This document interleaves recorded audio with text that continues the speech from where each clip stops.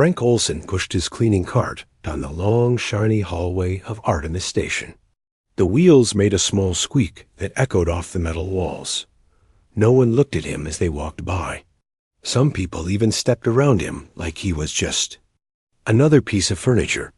Frank had worked on the space station for 3 years now. He kept the floors clean, the trash bins empty, and the bathrooms spotless. He wore the same gray uniform every day. His brown hair was always neatly combed, and his face showed no emotion as he worked. The scientists in their white coats rushed past him. The soldiers in their uniforms ignored him. The office workers stared at their tablets and never saw him at all. Frank was invisible, just the way he wanted to be. "Excuse me," a woman said, as she nearly bumped into his cart. Frank looked up and nodded politely at Dr. Samantha Green. She was the head scientist at the station, a woman whose face appeared on news channels back on Earth. She had never spoken to him before today. "No problem, Frank said softly, his voice barely above a whisper. Dr. Green looked at him for a moment, her eyes showing a hint of confusion, as if she was trying to remember if she had seen him before. Then she nodded and walked away, already focused on her work again. Frank watched her go. His eyes tracked her movement down the hall, noting the security card that hung from her neck, the pattern of cameras on the ceiling, and the guards who stood at attention near the lab doors. He remembered everything he saw when the hallway was empty. Frank pushed his cart toward the east wing of the station. This area housed the Quantum Communications Lab. As he mopped the floor outside the lab, he could hear bits of conversation from inside. "The new system will be online tomorrow," a man said. "We'll finally be able to send signals that can't be intercepted." "If it works," another voice answered. "The last test failed. It will work this time. We fixed the phase alignment issue." Frank's hands never stopped moving as he listened. He had been collecting these small pieces of information for years now. Most people thought a janitor couldn't understand complex science or military operations.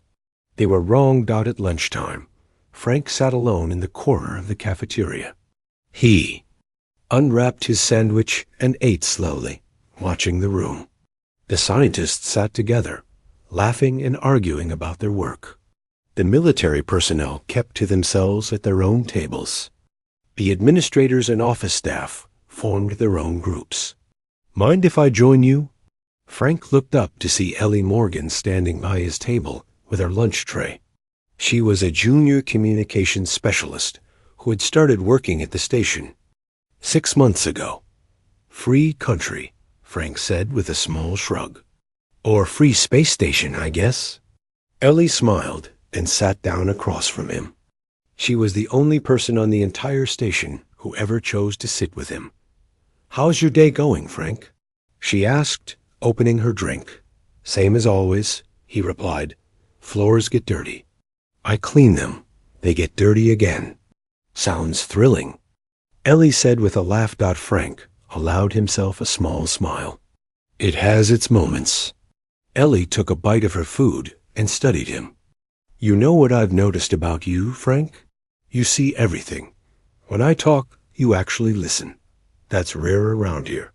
Frank tensed slightly, but kept his face calm. "Not much else to do while pushing a mop." "I think there's more to you." "Then you let on," Ellie said. "You're different than you pretend to be." Frank changed the subject quickly. "How's the new communication system coming along?" Ellie looked surprised. "How did you know about that?" "People talk." "I listen," Frank said. "That's all." After lunch, Frank cleaned the observatory deck.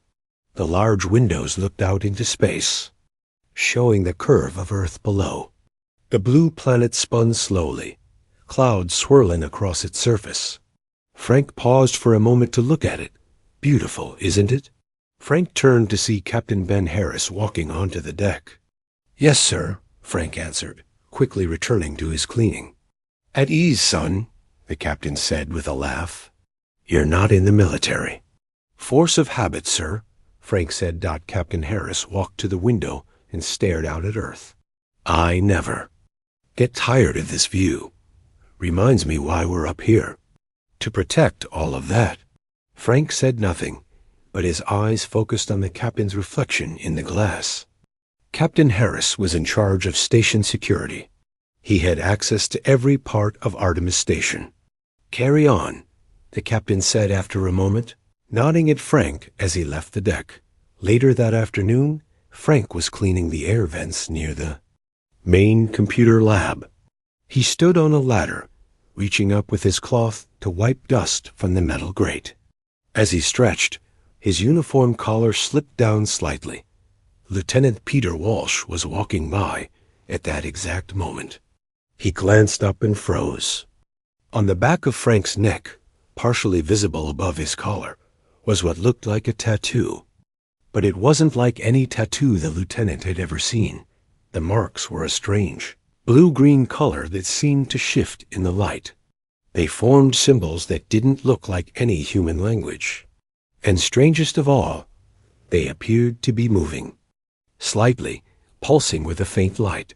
Frank felt the lieutenant's eyes on him and quickly adjusted his collar, covering the marks. He climbed down from the ladder and nodded respectfully to the officer.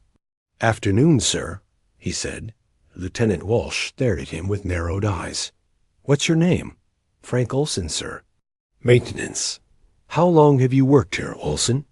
3 years next month, sir." The lieutenant nodded slowly. "I see. Carry on." Frank watched as Lieutenant Walsh walked away, then pulled out his phone and appeared to send a message. Frank's hands tightened on his cleaning cart. After years of careful work, someone had finally noticed something unusual about the janitor. That night, after his shift ended, Frank returned to his small quarters in the staff section. He locked the door and sat on his bed. Slowly, he removed his uniform shirt. The strange marks covered not just his neck, but spread across his shoulders and down his spine. He touched them gently, and they glowed brighter in response.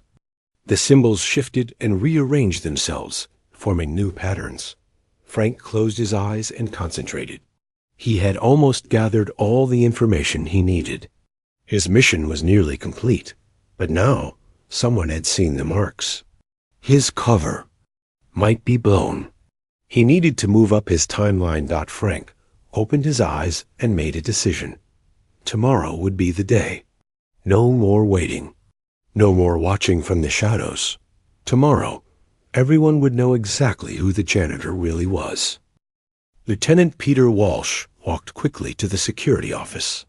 His mind kept going back to what he had seen on the janitor's neck.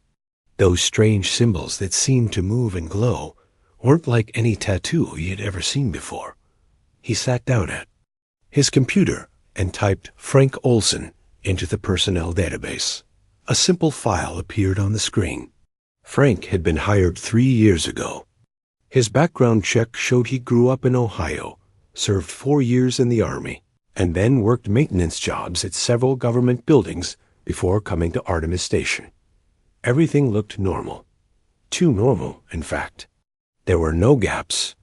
In his history, no red flags, nothing unusual at all. It was as if someone had created the perfect, boring background that no one would question. Walsh pulled up the security camera footage from the past week. He watched Frank push his cleaning cart through the halls. The janitor moved with purpose, cleaning efficiently, but never rushing. But now that Walsh was paying attention, he noticed something odd. Frank seemed to know exactly where every camera was located. His movements always kept his face partly turned away from direct view. "That's not a coincidence," Walsh muttered to himself. He picked up his phone and called Commander Grace Winters, the head of station security. "Commander, I need to speak with you about a member of the maintenance staff," he said. 30 minutes later, Walsh and Commander Winters sat in her office reviewing Frank's file. "So you saw strange tattoos on a janitor's neck," Commander Winters said. Her voice was tired. "And this is a security concern because..." The symbols matched some images I saw in the classified briefing about the signals we picked up from the edge of our solar system 3 months ago, Walsh explained. The ones that scientists couldn't identify. Commander Winters sat up straighter. Are you certain? Not 100%, Walsh admitted. But I've got a good memory for patterns. And there's something else strange about this guy. Look at how he moves around the cameras. They watched more footage together. Frank's behavior was subtle but consistent. He was always aware of who was watching and who wasn't. Run a deep background check, Commander Winters ordered. Full biometric scan against all databases. And increase security patrols near his quarters. And work areas, but be subtle about it. If he's not who he claims to be, I don't want him to know we're onto him. The next morning, Frank noticed the changes immediately. There were more security officers in the halls than usual. They tried to look casual, but their eyes followed him as he worked. His access card took longer to process at checkpoints, running extra scans. Someone had noticed him. His time was running out. During his lunch break, Frank sat alone until Ellie joined him with her food tray. You look worried today, she said. Just tired, Frank replied. Ellie leaned forward and lowered her voice. Is it because of the extra security? Everyone's talking about it. What are they saying? Frank asked carefully. That they're looking for someone or something. No one knows why. She studied his face. But you know, don't you? Frank didn't answer. He just ate his food slowly. You can trust me, Ellie said. I've always known you were different. Frank looked at her for a long moment. Why do you sit with me every day, Ellie? No one else does, she smiled. Because you're interesting. Everyone else on this station is exactly who they appear to be. Scientists act like scientists. Soldiers act like soldiers. But you're ... you're playing a role. I just haven't figured out what your real one is. Frank stood up. I have to get back. To work. Be careful, Ellie called after him. They're watching you now. That afternoon, Frank cleaned the quantum communications lab after the scientists had left for a meeting. He worked quickly but carefully. From his pocket, he took a small device, no bigger than a coin. When no one was looking, he placed it under one of the computer consoles, pressing it firmly against the metal until it seemed to melt into the surface, becoming almost invisible. As he straightened up, he heard the door open behind him. Ellie stood in the doorway, her eyes wide. What are you doing in here? She asked. This area is restricted when the lab team isn't present. Just cleaning, Frank said, holding up his cloth. Door was open. Ellie stepped into the room and closed. The door behind her. No, it wasn't. I have access because I work in communications. You don't. Frank said nothing. They're looking for you, she whispered. What did you do, Frank? Nothing yet, he answered honestly. But tomorrow, everything changes. Ellie moved closer to him. Are you a spy? Industrial sabotage? Frank almost smiled. No, nothing so simple. Then what? Because right now, Commander, Winters is reviewing your background check, and I heard Lieutenant Walsh say something doesn't add up. Frank's face showed concern for the first time. How do you know that? I have access to most communication channels. Part of my job. Ellie crossed her arms. I could report you right now, but you won't, Frank said, studying her face. You're too curious. You want to know the truth first. Try me, she challenged. Frank checked his watch. Not here. Meet me at Observation Deck C at midnight. It's scheduled for maintenance, so no one else will be there. And if I bring security instead, then you'll never know who I really am. Frank picked up his cleaning supplies and walked past her to the door. Your choice, Ellie. That evening, the results of the deep background check arrived in Commander Winters' office. She and Lieutenant Walsh stared at the screen in shock. This Can't be right, Winters said. Run it again. I already did. 3 times, Walsh replied. Frank Olson's DNA shows markers that are in single quotes T ... human. Subtle differences that our standard scans wouldn't catch. And there's more. The real Frank Olson died in a car accident 3 years ago, 2 weeks before our Frank started working here. Commander Winters picked up her phone. This is Commander Winters. Security alert level 4. Find and detain maintenance worker Frank Olson immediately. Use whatever force necessary, but I want him alive. Throughout Artemis Station, security. Teams began to move. Weapons were distributed. Guards took positions at all exit points, but when they reached Frank's quarters, they found them empty. His few personal items were still there, but Frank was gone. How could he know? Walsh asked as they searched the small room. He must have been watching us as carefully as we were watching him, Commander Winters said. She picked up her radio. Security alert update. Target is missing and may be anywhere on the station. Full lockdown protocols in effect immediately. Alarms began to sound throughout Artemis Station. All doors locked automatically. The hunt for Frank Olson had begun. In the darkness of a maintenance tunnel that didn't appear on any official station blueprints, Frank moved silently. The symbols on his neck now glowed brightly enough to light his way, pulsing with an eerie blue-green light. He had one more task to complete before he could reveal the truth. And somewhere in the station, Ellie Morgan had to decide whether to meet a man who wasn't what he seemed at midnight, or to report what she knew to Commander Winters. The future of Artemis Station, perhaps of all humanity, would depend on her choice. Red emergency lights flashed throughout Artemis Station. Security teams moved through each section, checking every room and corridor. Their orders were clear. Find Frank Olson and bring him in. Commander Winters set up a command center in the main security office. Screens showed feeds from every camera on the station. Any sign of him? She asked Lieutenant Walsh. Nothing yet, Walsh replied. It's like he vanished. Nobody vanishes on a space station, Commander Winters said. There's nowhere to go. The door to the security office opened, and Captain Ben Harris walked in.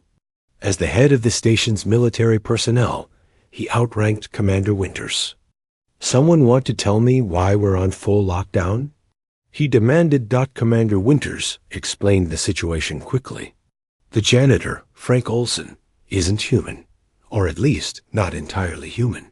His DNA shows markers that don't match anything in our databases. Captain Harris frowned. A janitor? You locked down the entire station for a janitor? A janitor who's been here for 3 years with access to almost every part of the station, Lieutenant Walsh pointed out. Who knows what he could have been doing all this time? On one of the screens, they saw Ellie Morgan walking quickly through a hallway.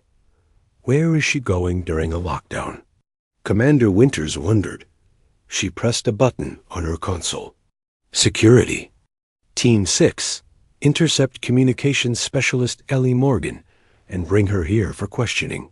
Ellie heard the announcement for all personnel to remain in their quarters during the lockdown. She knew she should follow the order, but her curiosity was too strong. What was Frank's secret? Why was everyone looking for him? She had almost reached Observation Deck C when 2 security officers stepped into her path. Ms. Morgan, Commander. Winters wants to speak with you, one of them said. Ellie tried to look surprised. About what? Please come with us. In the security office, Commander Winters studied Ellie's face. You've been seen talking to Frank Olson regularly. What do you know about him? Ellie chose her words carefully. Not much. He's quiet. Keeps to himself. Smart, though. Smarter than he lets on. Did he ever say anything strange? Anything that seemed odd? Ellie thought about Frank's words. Tomorrow, everything changes. No, she lied. Nothing specific. Lieutenant Walsh leaned forward. Security logs show you entered the quantum communications lab this afternoon while Olsen was there. What happened? I caught him cleaning when the lab was supposed to be empty. Ellie said. I reminded him about the security protocols. And that was it? Commander Winters pressed. Ellie nodded. That was it. Commander Winters didn't look convinced. Miss Morgan, this is a matter of station security. If you're hiding something... An alarm sounded from one of the computers. Lieutenant Walsh rushed over to check it. Someone's accessing the main server. Room, he announced. The door was opened using Dr. Green's security code, but she's in her quarters. He stole her access card, Captain Harris said. All teams converge on the main server room now. As the security teams rushed toward the server room, Frank worked quickly inside. The symbols on his neck now extended down his arms, glowing brightly. As his fingers moved over the computer terminals, he connected a small device to the main system and began typing rapidly. Screens around him lit up with strange symbols similar to those on his skin. Frank wasn't trying to hide anymore. Time was running out. He heard the security teams approaching. Heavy boots in the corridor. Radio chatter. They would be here in moments. Frank took a deep breath and continued his work. Just a little more. Time was all he needed. The door to the server room burst open. Security officers rushed in, weapons raised. Don't move, shouted Captain Harris, leading the team. Hands where we can see them. Frank slowly raised his hands and turned to face them. The glowing symbols on his neck and arms were fully visible now, shifting and realigning themselves in patterns that hurt the eyes if you looked at them too long. Commander Winters and Lieutenant Walsh entered, followed by Ellie, who had insisted on coming. What are you? Commander Winters demanded. Frank looked at each of them calmly. I am not your enemy. That doesn't answer the question, Captain Harris said, his weapon still pointed at Frank. I am Liaison Scout Franco of the Galactic Assembly, Frank said, his voice suddenly different, deeper and with a strange accent. Your solar system is about to face an extinction-level threat. I was sent to evaluate whether your species deserves intervention. No one spoke for a moment. The only sound was the hum of the computers around them. You expect us to believe that? Lieutenant Walsh finally asked. Frank gestured to the screens behind him. They now showed what looked like star charts. Red dots were moving slowly toward a blue dot in the center. The Vex Imperium will reach your solar system in 28 days, Frank explained. They detect and harvest all technological civilizations in their territory. Your sun's orbit around the galactic center is bringing you into their space for the first time in 50,000 years. If this is true, why reveal yourself now? Commander Winters asked. Why not warn us sooner? That was not my mission, Frank said. I was sent to observe only, to determine if humans were worth saving. And what did you decide? Ellie asked quietly. Frank looked at her. Assembly protocol says I should find you unworthy. Most species, at your development stage, are too violent, too divided to save. The resources required to protect you would be wasted. But, Captain Harris prompted, but I have lived among you. I have seen kindness from those with nothing to gain. Frank's eyes moved to Ellie. I have seen curiosity that overcomes fear. I have seen the potential of what you could become. The symbols on his skin pulsed faster, almost blurring. So I have made my choice. I'm calling in the assembly fleet. Against protocol. Against orders. How do we know this isn't some kind of trick? Lieutenant Walsh asked. How do we know you're telling the truth? Frank touched the symbols on his neck. These markings contain my entire mission. Every observation, every evaluation. The full truth of who and what I am. The screens around them changed, showing images of massive black ships shaped like arrowheads. These are Vex harvesters, Frank said. They will strip your planet, process all biological material, and use your resources to build more ships. They have done this to thousands of worlds. Commander Winters stepped closer to the screens. And your people can stop them? The Assembly is powerful enough to challenge the Vex, Frank replied. But they will only come if I call them. And I will only call them if you allow me to complete my work. Captain Harris lowered his weapon slightly. What do you need? The quantum communications system you're developing, Frank said. I've modified it to send a signal the Assembly will recognize. A distress call with my identification code. Everyone looked at each other. The fate of Earth now depended on trusting a being who had been lying to them for 3 years. Do it, Commander Winters finally said. Frank turned back to the computers. His fingers moved across the controls as the symbols on his skin glowed even brighter. The screens flickered with energy. Signal sent, Frank announced after a moment. Now we wait. For what? Lieutenant Walsh asked. Frank looked up at the ceiling, as if he could see through the station and into space beyond. For them to decide if I'm worth listening to. For them to decide if you're worth saving. News of Frank's true identity spread quickly through Artemis Station. The lockdown was lifted, but security remained tight. Frank was moved to special quarters where he could be monitored, but also work with the station's scientists. 2 days after, Frank sent his signal. A secure video call was arranged with world leaders. They gathered in their own command centers across the globe, all connected to Artemis Station. Captain Harris, Commander Winters, Dr. Green, and Ellie sat with Frank as he explained the situation to stunned government officials. The Vex Imperium considers your solar system to be their territory, Frank said. His accent was still strange, but his words were clear. They claim any system their ships can reach. Your sun's orbit is bringing you into their space for the first time in 50,000 years. And these Vex simply destroy any civilization they find? Asked the President of the United States, her face serious on the large screen. They harvest, Frank corrected. They take resources, technology, biological material. Nothing is wasted. Why? Haven't we detected them before now? Asked another leader. Your technology is still developing, Frank explained. The Vex use methods you cannot yet detect. But they have been watching your planet for some time. The leaders asked many questions. Some were angry, some afraid. Some didn't believe Frank at all. After 2 hours, they agreed to meet again the next day. When the call ended, Ellie found Frank standing alone by the window, looking out at Earth. That went better than I expected, she said. Frank turned to her.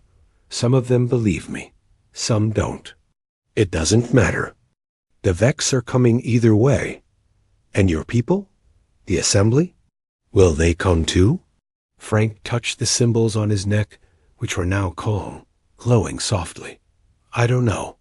No scout has ever done what I did before. Why did you do it? Ellie asked, why risk everything for us? Frank was quiet for a moment. In 3 years, I learned that humans are not like other species the Assembly has encountered. You are unpredictable. You show kindness even when there is no benefit to yourselves. You remain hopeful even when faced with impossible odds. He looked back at Earth. Such qualities are rare in the galaxy. They should be protected. Over thee.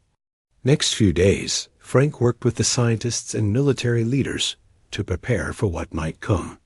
He shared information about Vex technology and tactics. He explained what the Assembly might do if they responded to his call. Dr. Green studied the symbols on Frank's skin with great interest. These contain your mission data? She asked as she scanned them with special equipment. And much more, Frank explained. My entire identity, my connection to the Assembly network, my observations of humanity. Everything, like a living computer, Dr. Green said with wonder. In a way, Frank agreed, though much more complex than your current understanding of computing. Lieutenant Walsh remained suspicious. "How do we know you're telling the truth about any of this? How do we know you're not working with these Vex?" Frank looked at him calmly. "The Vex do not work with anyone. They consume. If I were their agent, your planet would already be lost." As the days passed, military forces around the world were put on high alert. Space agencies prepared their satellites to look for signs of the approaching threat. Religious leaders called for prayer. Some people panicked and began stockpiling supplies. Others refused to believe anything was happening at all. On the 7th day after Frank's signal, Ellie found him in the observation deck late at night. He was alone, the symbols on his skin pulsing slowly as he stared out at the stars. "Couldn't sleep?" she asked. "I don't need much sleep," Frank replied. "And there is much to think about." Ellie sat beside him. "Like what happens if the assembly doesn't come?" Frank nodded. "If they ignore my call, Earth will face the Vex alone. Your technology is not ready for such a conflict." "And what happens to you?" Ellie asked. "If you disobeyed your orders, won't you be punished?" "Yes," Frank said simply. "Scouts who go rogue are usually recalled and reprogrammed. Our experiences are considered too valuable to waste, but our independent thoughts too dangerous to allow." "That sounds horrible," Ellie said. "It is our way," Frank replied. "Or it was? I am no longer sure what I am now." Ellie was about to respond when an alarm began to sound throughout the station. Red lights flashed and the emergency system activated. "All personnel report to emergency stations," a voice announced over the speakers. "Unknown objects detected approaching the solar system." "This is not a drill." Frank stood quickly, the symbols on his skin suddenly glowing bright and fast. "They're here." "The assembly?" Ellie asked hopefully. "No," Frank said, his voice grim. "The Vex. They've sent scout ships ahead of their main fleet. They're earlier than I calculated." They rushed to the command center, where Captain Harris and Commander Winters were already looking at the main screen. It showed several objects moving toward Earth from the outer edge of the solar system. "What are we looking at?" Commander Winters asked as Frank entered. "Vex scout ships," Frank explained. "They're coming to verify that this system has technology worth harvesting." "Can we stop them?" Captain Harris asked. "Your weapons would have no effect," Frank said. "These are only the first wave, small ships to gather information. The harvesters will come later." Dr. Green entered the room, looking at a tablet in her hands. "The objects are moving at incredible speed. They'll reach Earth orbit in less than 3 days. What do we do?" Commander Winters asked, looking at Frank. "Prepare your leaders," Frank said. "Show them this evidence. They need to understand that this is real." As they worked to contact world governments, Frank stood quietly, watching the screen. The symbols on his skin moved in complex patterns, almost like they were calculating something. "Frank," Ellie said quietly, "what are you thinking?" "That I may have made a mistake," he replied softly. "The assembly hasn't responded. Earth has no defenses against the Vex, and now they're coming sooner than expected." "You tried," Ellie said. "That's what matters." Frank looked at her, his eyes sad. "When your world is being harvested, that thought will provide little comfort." He turned back to the screen, watching as the red dots representing the Vex ships moved steadily closer to Earth. 25 days, he said. "That's how long we have until the main Vex fleet arrives. 25 days to prepare for the end of your world. Unless somehow the assembly decided to answer his call."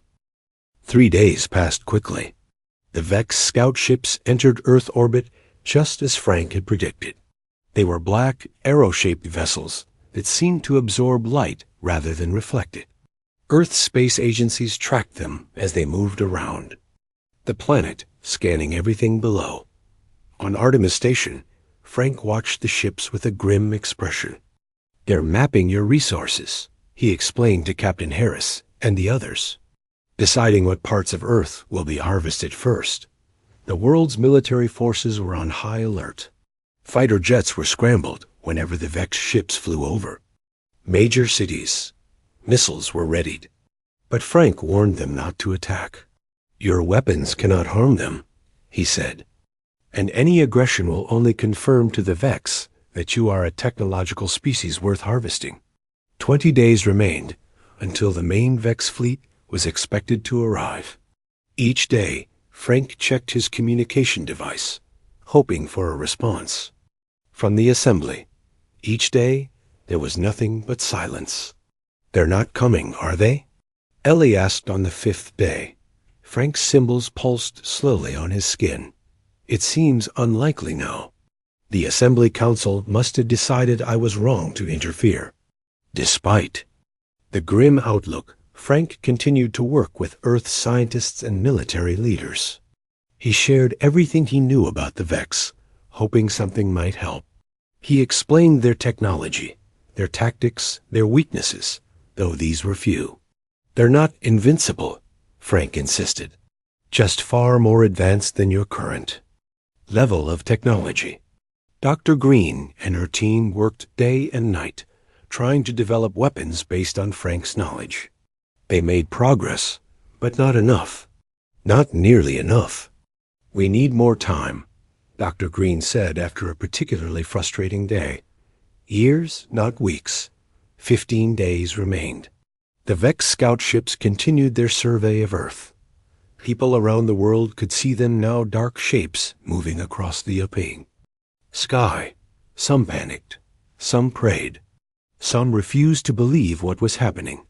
Frank spent more time alone, the symbols on his skin fluctuating wildly as he concentrated. Ellie worried about him. "What are you doing?" she asked when she found him. Sitting cross-legged in his quarters, eyes closed. "Trying to reach the assembly through other channels," Frank replied without opening his eyes. "But the distance is too great for my personal transmitter." 10 days remained. World leaders met again, this time to discuss evacuation plans. Where could people go? How many could be saved? The answers were not hopeful. There was nowhere to hide from the Vex. "We keep fighting," the President of the United States insisted. "Humanity doesn't give up." Frank admired their determination, even as he recognized its futility. 5 days remained. The Vex scout ships suddenly changed their pattern. They moved to higher orbits, as if waiting for something. Frank knew what it meant. "The main fleet is close," he announced. "The scout ships are moving out of the way." That night, Ellie found Frank on the observation deck again. He was looking at Earth with an expression she couldn't quite read. "Any word from the assembly?" she asked, though she knew the answer. "No." Frank said, "I've failed your planet, Ellie. I'm sorry." "You tried," she said, touching his arm. "That's more than anyone else did for us." Frank looked at her. "There may be one more option, but the cost would be high." "What option?" Ellie asked. Frank touched the glowing symbols on his neck. "These markings contain everything. My identity, my knowledge, my connection to assembly. Networks. If I release all that energy at once, it might create a signal strong enough to reach them." "That sounds dangerous," Ellie said. "It would destroy me," Frank said simply. "This physical form would not survive." Ellie shook her head. "No, there has to be another way." Before Frank could respond, alarms blared throughout the station. They rushed to the command center. "Multiple objects detected at the edge of our solar system," Commander Winters reported. "Much larger than the scout ships." On the main screen, they watched as dozens of massive black ships appeared. They were enormous, each one larger than any vessel humans had ever built. "The Vex Harvest Fleet," Frank said quietly. "They're early." Again, Captain Harris looked grim. "How long do we have?" "At their current speed?